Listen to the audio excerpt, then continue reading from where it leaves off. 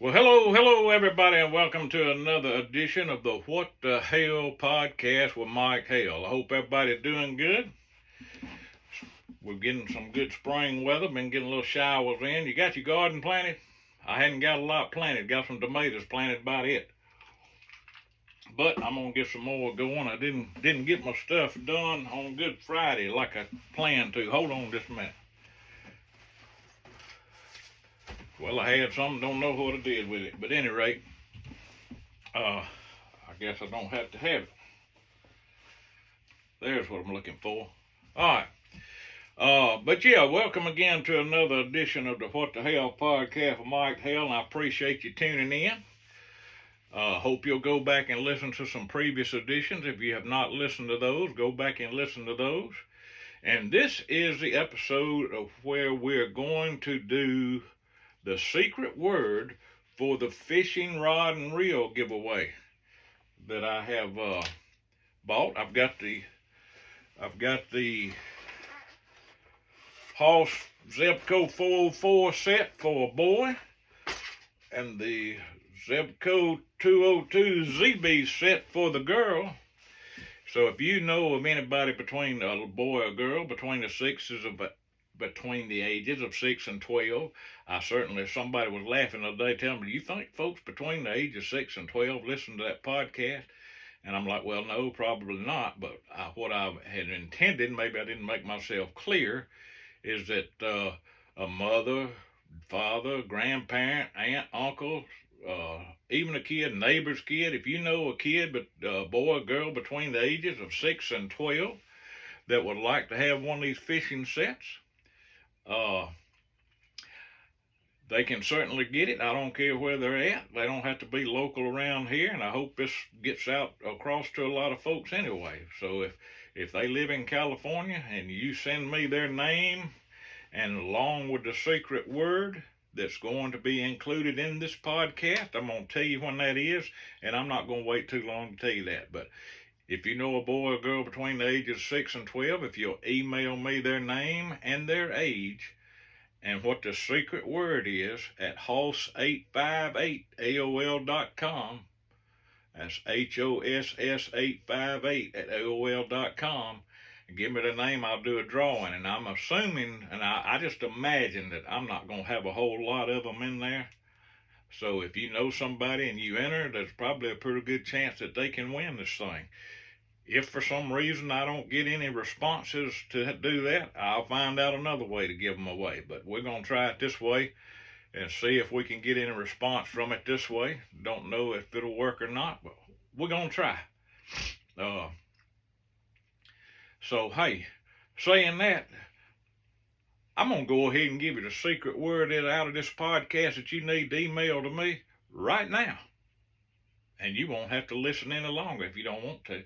I hope you will. But if you don't want to, you won't have to listen any longer. But the secret word is tater pie. Now, that's not potato pie. It's tater, Tater, pie. So the secret word for the fishing rod set giveaways for the boy and girl between the ages of 6 and 12 is tater pie. All right, we're going to get past that. So I may remind you at the end of this podcast, and I'll probably put some stuff up on Facebook during the week and to remind you of it.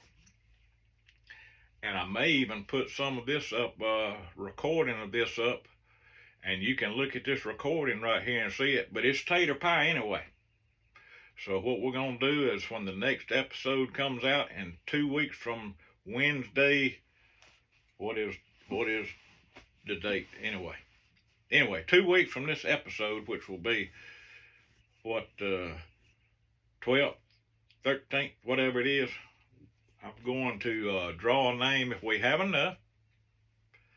If we have any, somebody's going to win it, and I'll get it to them. So anyway, enough about that, I think. I was going to talk a little bit today. I don't have a guest, but I was going to talk a little bit today on the What the Hell podcast with Mike Hale about I just have bought a new truck. About a month or so ago, I broke down and bought a new truck. I got to looking, seeing where it was like prices. Vehicles are so expensive now. My God, they're just so expensive. But I've been watching the market, seeing how things are going, and looked like that they had quite a build up of stock. Most of these car dealers, and of course, I was looking for a pickup truck, and uh, they said, they're starting to give some incentives, and they got to move these things, and so the car automobile business is kind of in a little bit of turmoil right now, and I kind of look for them to have some hard times, but that's another story. Anyway, I broke down, got looking around, went and looked, found truck I wanted. Now, the last time I bought a new truck was in 2003. 2003. Uh, so the truck I bought was actually a 2024 model, still on the lot, so I bought it. Was able to get I felt like a pretty decent deal. I always feel like they're skinning me. I always feel like I'm getting taken, whether, if I can get them to meet my terms or not. But, the way people buy cars and stuff in particular, a lot of things now, it's changed from back in my day. Seems like now, uh,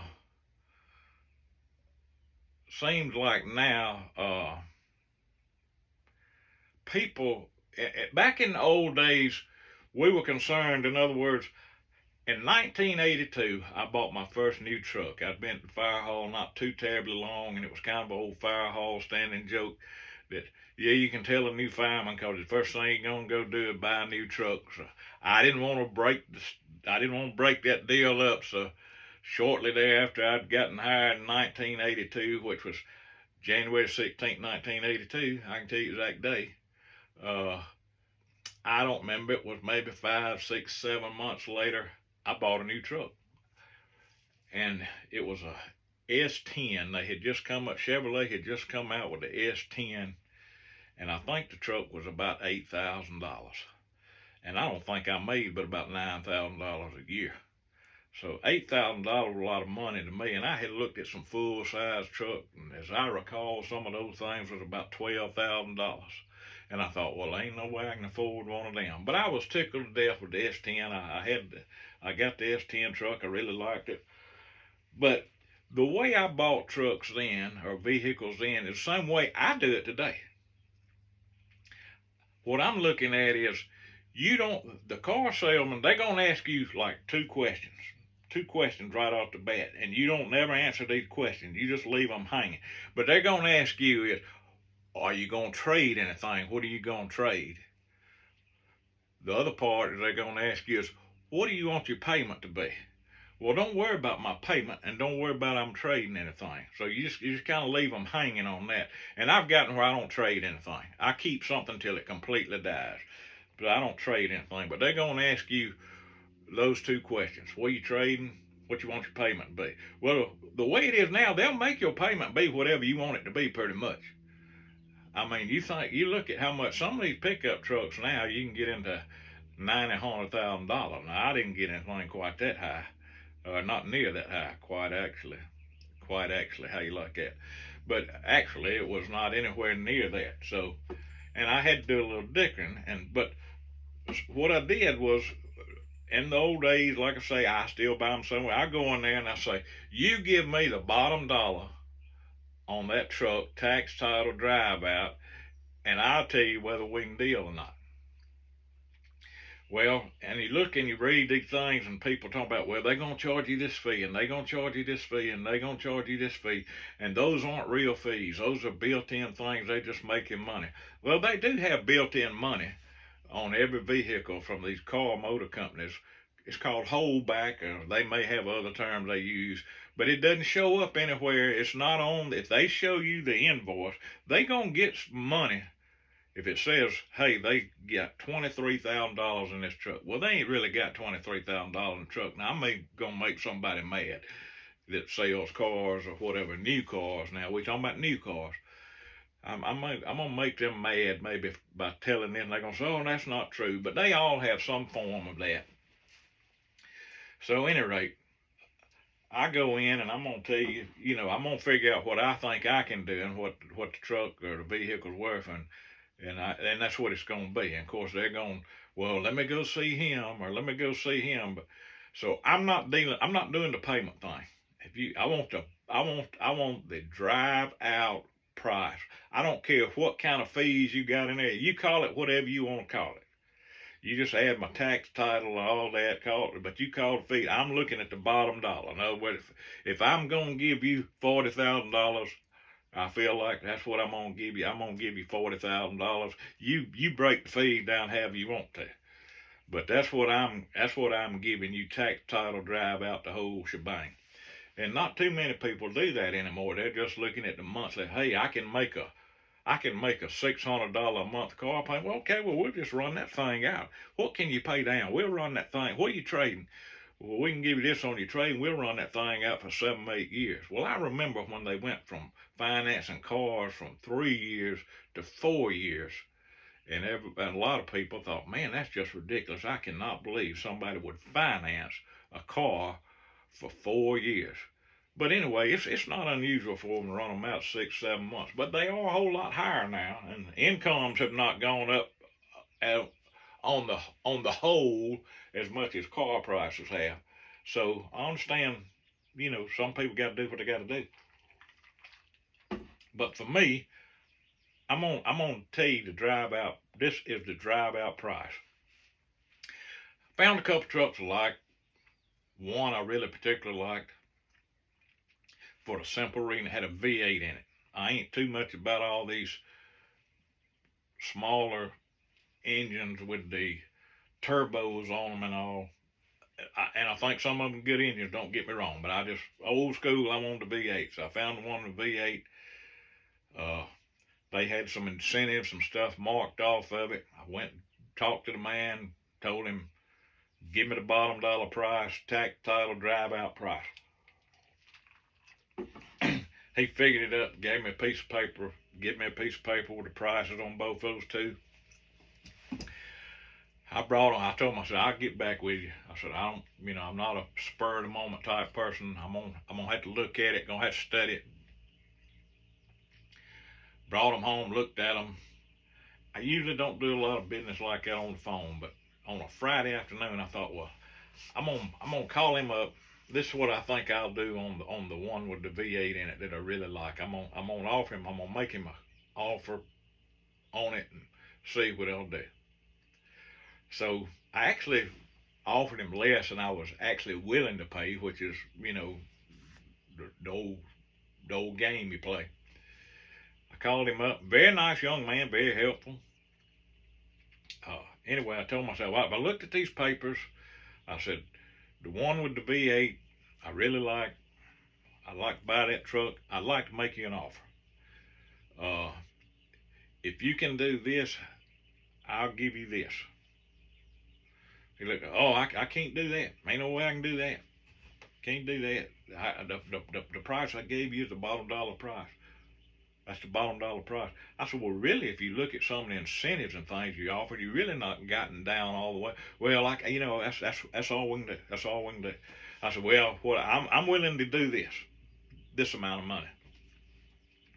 Well, I can tell you we can't do that. I said, well, it's Friday. You don't want to talk to F&I man and think about it over the weekend. Maybe let me know Monday or sometime next week.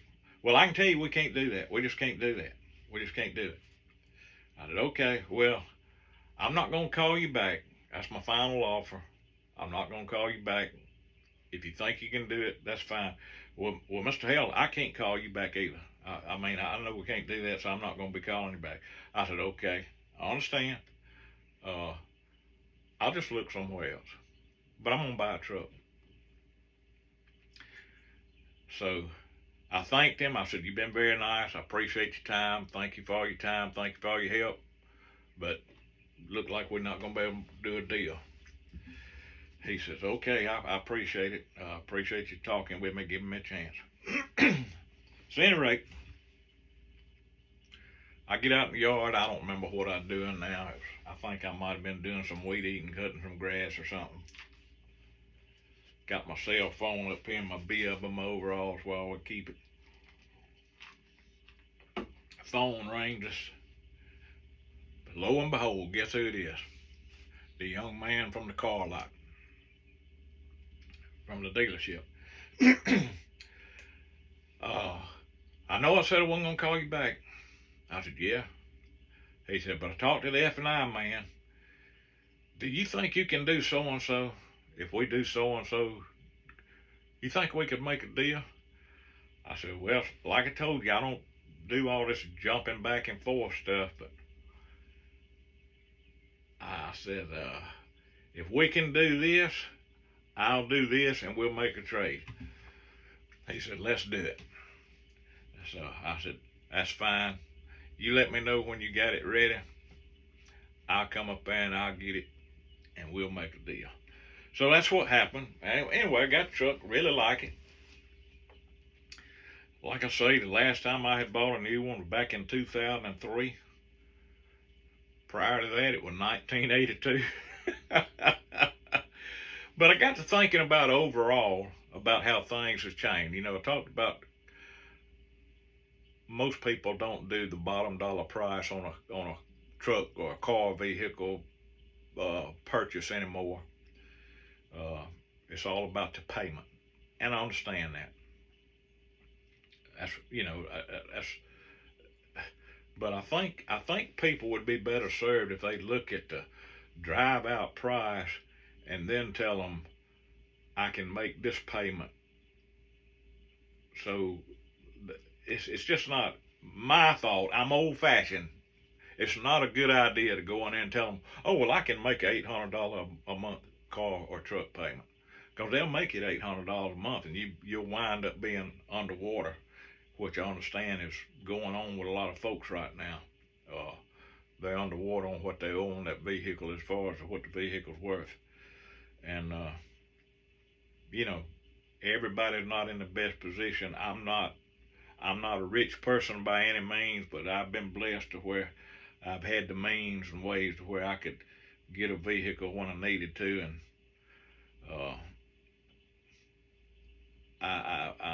I'm just able to do that. And it was, it's not like I got the money sitting around, but I got ways of being able to do things. But that leads me back to how things have really changed in buying cars and how they sell cars differently now than they used to, and even as far as to how you finance cars. So I'm old enough, I remember if you were looking at a car, if you wanted to look for a new car, new truck, you go to the dealership and you look around, find you one, and you know what they tell you? Hey, you like that one? I tell you what you do.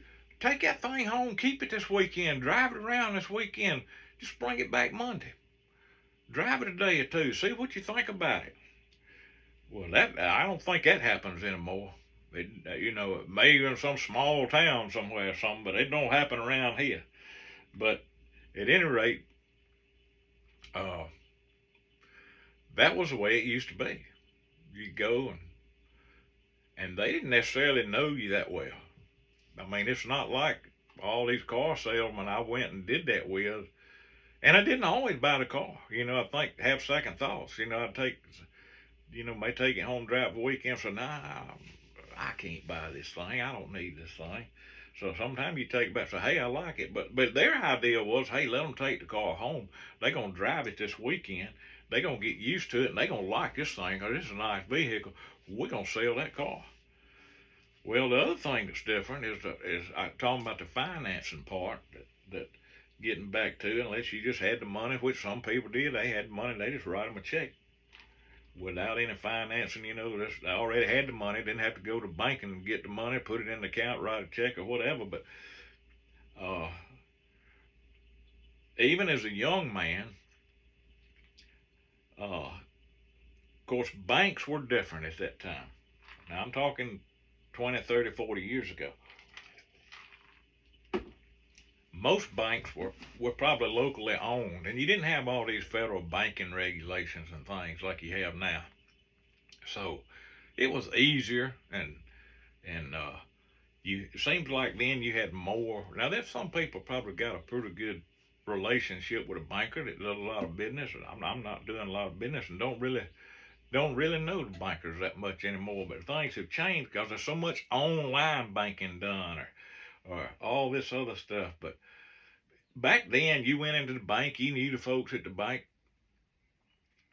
So if Margaret and I was thinking about buying a vehicle, we'd think, hey, we need to get a new vehicle. And it may not be a brand new vehicle, but a new vehicle, new to us. And we'd be thinking about it, and you call the bank, call your banker. Like, hey, I'm thinking about getting a new car. Of course, you had to be in good standing, I guess. I mean, it wasn't like I had a bunch of money, but I guess they knew I'd pay my bills. But you call and say, hey, I'm thinking about getting a new car.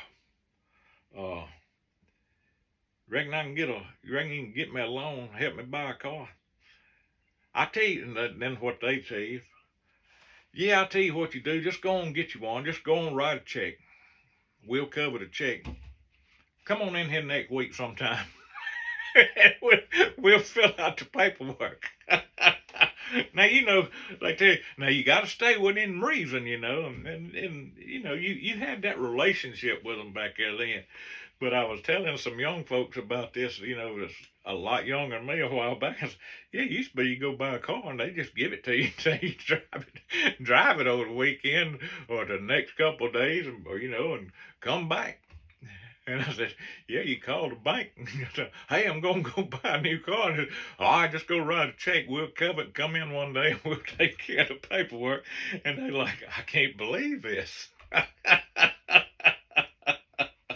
But customer service I honestly think customer service was better then, but things were just different. I understand you got so many more regulations and things now that are not necessarily, in my mind, the best thing.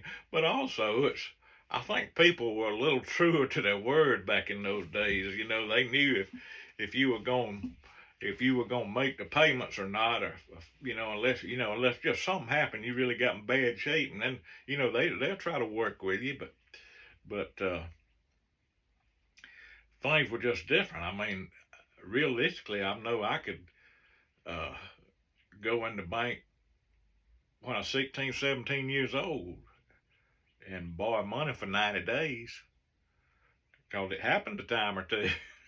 And most time it'd be because I had wrecked my car had tore up or something, and I didn't have the money to fix it. And I know, I don't remember if I had wrecked my car or something, but the first time I ever did it, I was like 16, 17 years old. And I know I went in there with my daddy to the bank. He said, well, you need some money, don't you? Well, my daddy didn't just give you money. He didn't just hand it to you. Well, here you go. So he said, you're going to need some money, ain't you? Well, yeah. Well, come on with me. We'll go up here to the bank. Went in there, saw the banker. Go in there and sat down in the office. He says, this boy here, he needs to borrow some money. Oh, he does? Well, how much do you think you need to borrow? Well, he going to need about $1,000, I think. All right. Well, we'll tell you what we'll do. We'll get you, he start getting the paperwork out. He said, we'll get you $1,000. He said, what we're going to do, we're going to give it to you on a 90-day note. And I'm thinking, $1,000, man, if I ain't got $1,000 now, what makes you think I'm going to have it in 90 days? I said, man, I ain't going to have $1,000 in 90 days. He said, I know that, son. He said, just come in here at the end of 90 days, at least pay the interest and what you can of the principal, and we'll renew the rest for another 90 days. But what it did do was make you save your money where you pay that off. So seems like after I did that the first time, my daddy went in there with me. I could go again later on, a year or two down the road. I know it happened one time. I don't remember. I think I'd hit something with my car. Sound like I'm an awful driver. I think I'd hit something with my car. I needed some more money. I said, well, I'll go up here and see the man at the bank. Go by myself this time. Well, he knows me by now, I'm maybe I was 17, 18 years old, probably 18. And he's sitting in his office. They had those offices with the glass windows where they could look out over the bank lobby at that time. He's on the phone. He sees me just standing. I just look at him every now and then. I'm kind of standing there pacing back and forth. And I look at him every now and then. He looks at me and says, puts his hand over the old style phone, puts his hand over the where you talk the transmitter part, and reaches his hand up. And he says, does this, come here. So I go on in his office and he tells me, can you hold on just a minute? Hold on. He looked down. What do you need, son? I said, well, I need to borrow some more money. I need. He reaches in the drawer. Didn't even ask me how much. Reaches in the drawer, pulls out the paperwork, signs it down there, says, take it up there to the teller and tell her how much you want. She'll fill the rest of it out and give you the money. And so she'll give you the money and put it in your account. However you want to do it. Just tell her how you want to do it. She'll take care of it. Okay, thank you very much. So I go up there and tell her what I want. 90-day note. But the difference being in that today and in those days was, like I say, it was more of locally controlled banks, and you didn't have all the federal regulations and stuff that you may have, or I know you didn't have them that you have now, and it was a little easier, and you had more of a relationship. And what that man knew was that if I didn't pay that money back, my daddy was going to whoop me, and he was going to pay it back. So they knew they were going to get their money. So they didn't struggle about it too much. But I'm sure somewhere along the line they got taken every now and then, but it was just so much easier, and just seems like customer service was more of a thing then than what it is now, all the way around. I mean, not just at the bank, and I'm not trying to knock folks at the bank or car dealers and or salesmen or anything, but it's just, it's just things have changed, so things have to be done a little differently than they were. Now, speaking about customer service, I mean, it's changed everywhere, pretty much. Now, there's some places probably customer service has improved, and I'm not saying the old ways were always better than the new ways, but I think customer service was more of a thing back there then. And a case in point would be, especially when you had the businesses in the old downtown areas of a town. You go downtown. You had the department stores and things down there then, like we had in here. It was called Gallant Belk. It was just known as Belk now, but here it was called Gallant Belk, or at least in Athens, which is closest to us, was Gallant Belk. And then you had J.C. Penney's. I don't remember what else. Those were probably I guess we had Davison's. Davison's was down there. But you had the same salespeople, like if you went in the men's department, those same salespeople worked in there for years. I mean, you got to where you knew them, where you saw them. Belk's was that way. Penny's that way. I remember going into, I believe it was Belk's.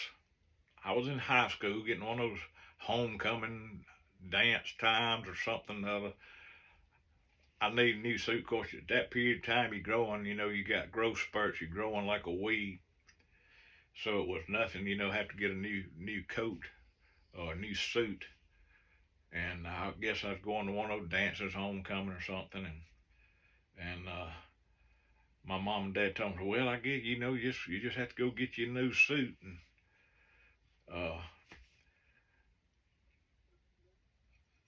you can have this much money. You can have this much money and I had money, but they'd help me out. And, I worked, so I had to save my money, and they'd, spend this much money, you can have this much, go down there. And I remember going to Belk's, I believe it was, and I found a suit like I wanted. And of course, back there then, they did the sizing for, the alterations. They will do the alterations, if it needs to be taken up in the pants or, in the waist or length and all that stuff, they'd mark it, and they had the salespeople that did all that stuff. And I remember this man, and I can see his face right now. He'd been there for years in the men's department. I don't remember his name. I used to know his name, but I don't remember. It's not like I knew him personally, but I just knew him from going in there. But I remember being about 16, 17 years old, going in there, and I'm trying on that stuff, and he's like, and they'd wait on you. Well, yes, sir, and he knew my name, and he would always call me Mr. Hale, sir. Well, yes, sir, Mr. Hale, sir. Do you see anything there you like, Mr. Hale, sir? And it just made me always feel kind of uncomfortable, made me feel funny, this older man calling me Mr. Hale, sir, which, it was just out of respect and customer service that they did those things. And that's the way I was brought up. I find myself saying yes, ma'am, or calling somebody Miss So-and-so or Mr. So-and-so that may be in a place of business that's waiting on you, and I'll say yes, ma'am, no, ma'am, yes, sir, no, sir, pretty much to everybody, because I was taught to do that just out of respect, whether they were my age or not. As a matter of fact, I get tickled because I go in some of these stores, and it'll be folks certainly younger than me, and they'll ask me, is that going to be all? Yes, ma'am, that's all. And I've had them laugh and snicker a few times, and I've actually had some of them, and these people be 20, in their early 20s or younger, and yes, ma'am, that's going to be all for me today. And well, why you older than me? Why are you saying yes, ma'am? That's just the way I raised. You said yes, ma'am, and no, ma'am. But back to the suit store. I remember the man, and he's making, now stick your hands in your pockets, make sure you got room to do this and do this. Now bring your arms forward. Let's see if that jacket feels, if that coat feels right. We got plenty of room in there. But it was, well, yes, sir, Mr. Hale, sir. We'll get this measured up for you, Mr. Hale, sir, and we'll have this ready for you on Wednesday. They'll get all these measurements and alterations made, and we'll have that ready for you. Will that be soon enough? You get it Wednesday? Yes, sir, that's fine. But I always felt a little bit uncomfortable with that man calling me Mr. Hale, but I realize now that I do much the same thing. And it's just a matter of respect. It was old country southern ways of just showing respect. If you were doing business with people, you would call them Mr. or unless you were very close to them, or a lot of times we might not necessarily call them by the last name, but in the South it was permissible, like somebody might, and I still have some young people, they'll call me Mr. Mike or Mr. Michael, because we had those people. She was Miss Sue or Miss Kathleen or Mr. Robert, whoever, and that was a sign of respect, and that's just the way things were done. But it just is how things have changed and how things are really different. Getting back to banking, being old fashioned like I am, and the bank cards came out. I remember they first called them the instant teller machine, where you could take a bank card, not a credit card, but a bank card, and go and put it in the machine and get you some money out, and I think they would charge you. I don't know how it works now. I don't even have one now. I don't use one. I got some credit cards that I may use from time to time, ordering stuff or buying gas, but I try not to use them. I try to keep money in my pocket, which I'm really old-fashioned, because even folks my age now, a lot of them do not keep no money in their pocket. Now, I ain't got no bunch of money, mind you, but I'll have me $15, $20, $30, I was just always taught, don't get out, you have money in your pocket. So, that's what I do. I'm going to keep me $15, $20 in my pocket. I don't know, $15, $20 don't do a whole lot no more. So if I was to get off and get broke down or something, I guess I'd have to pull one of the cards out. But I'm going to have me enough money to get me something to eat or something like that in my pocket.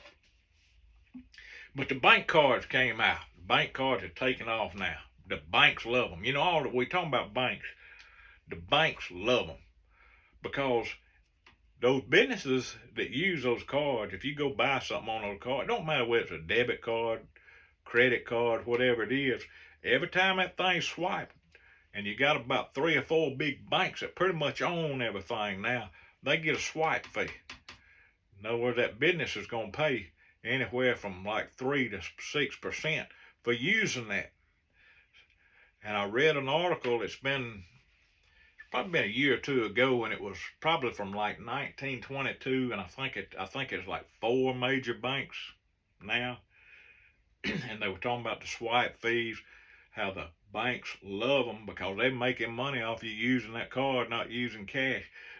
All those banks, those 4 major banks, had made almost, I think the figures was for just say it was 1924, early 1924, when I was reading this article, were the last figures that had been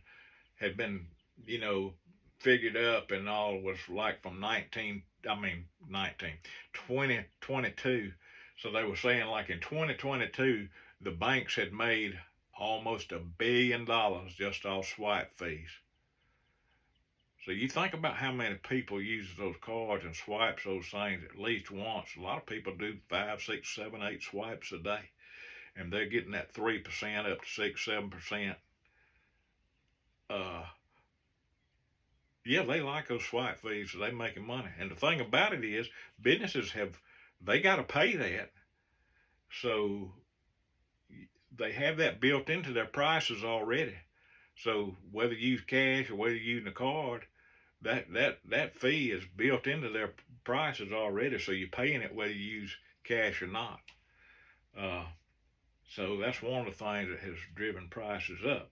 But they love that. But getting back to the bank card, I think it was actually when my son was born.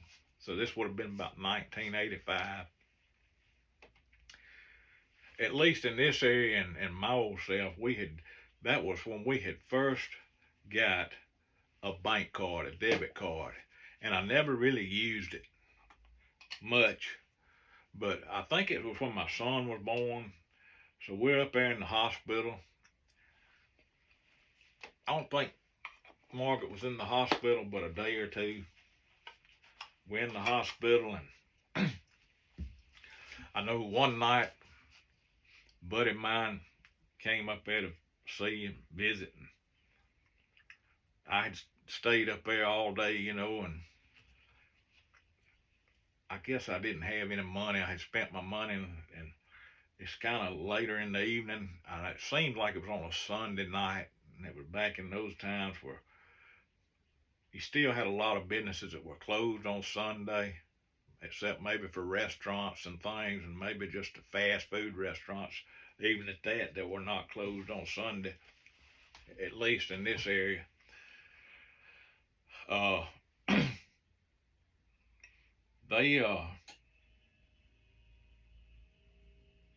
He came to visit up at the hospital. It's kind of, like I say, it's kind of late. And, well, do you know, he asked, well, y'all need anything? You need anything? No, I guess we're good. He said, well, you need anything to eat? And of course, Margaret says, why don't y'all go get something to eat? So, you sat up here all day, you really hadn't eaten anything. Why don't y'all go get something to eat? And I said, well, I really don't know if I got any money, to go get anything. I think I've spent what cash I had, and I just hadn't, of course, being Sunday, you couldn't go to the bank. And of course, it dawned on, hey, we got this debit card. Well, in a big shopping center right up from there, they had one of those instant teller machines like in the middle of the parking area. And that was the rage at the time. You go get your money out of this machine at any time. And Margaret says, hey, you can take that debit card, that bank card, and go up there and get you some money out of that machine. There's one up there at the shopping center. So I said, okay, yeah, well, yeah, let's do that. I need to get some money anyway. So he and I leave, and I think I'm driving. I think I went in my car, truck, whatever. We pull up, and that's night. And where that bank machine was, it had a light, but it wasn't real well lit. And I still don't know how to use them machines real good. Anybody tell you know me, I can mess them up. And I think this was probably the first time I had tried to use one. So I pull up to this machine, and I'm looking, trying to see how to do this, and I think you had to have a PIN number. You know, you put your card in, it asked you for your PIN number, and I had to be sure I had the PIN number. So I pull up to this machine. Like I say, it's lit, but it's not real well lit. Well, I saw this slit. I said, well, that must be where you put your card in. I started sliding that card in. My dumb self, I didn't know how to use this thing. I put the card in, and it's just kind of wobbling up and down like that, and I'm like, man, I'm thinking that ain't where I'm supposed to stick this card. That's just a slit in this like sheet metal on the front of this thing. My card's figuring to fall down in there, and if that thing falls down in there, I ain't got no card. I ain't gonna be able to get no money. I ain't gonna be able to eat. So it felt like it was falling, and I didn't know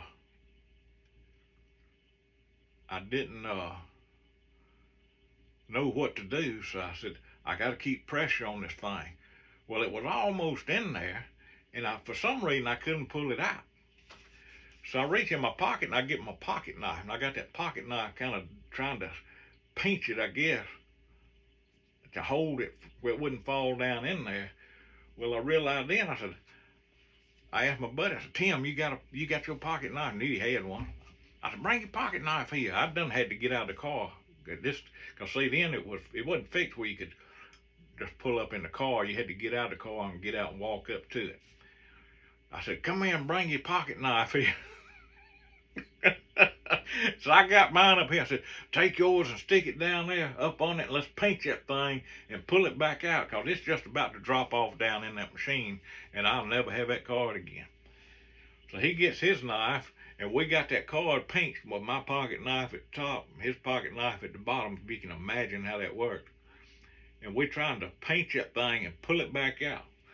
Well, about the time he's getting his knife stuck up under there, trying to pinch the card, a carload of what I think was university students at the time pulled up right there, gonna get them some money. And I'm thinking to myself, now how does this look? This can't look good. How does this look?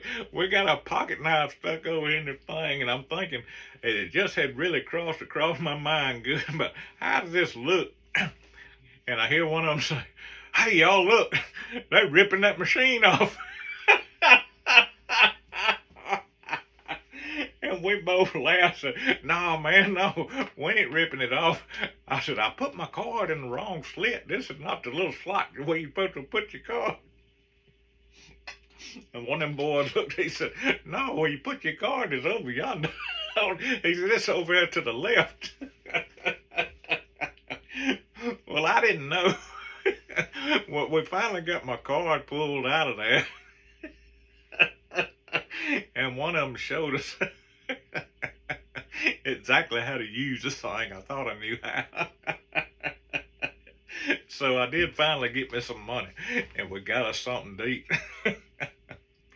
But I really have not liked those machines. I've used one a few times since then, but I really